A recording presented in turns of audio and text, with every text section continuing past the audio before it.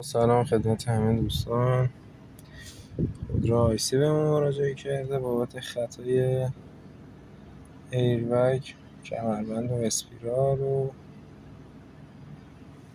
TPMS.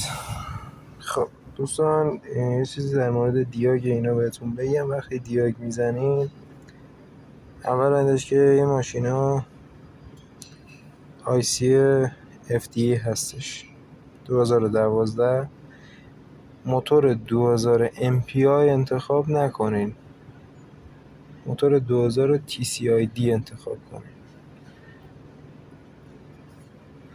خطاشو که میزنیم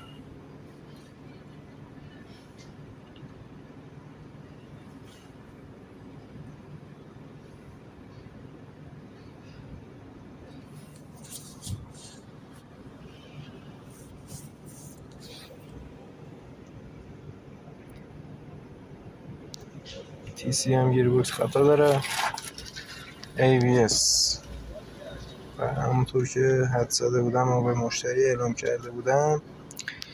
ببینین وقتی که ABS خطا میندازه، ببینین زده مدار سنسور زاویه فرمان، انجل سنسور این ماشین با اسپیرال کیبل باید تعویض بشه، چون که دقیقا اینا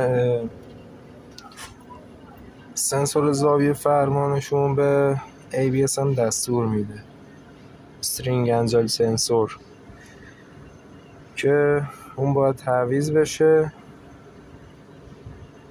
سنسور باید دور زاویه فرمان تعریف بشه که این خطاها برطرف بشه.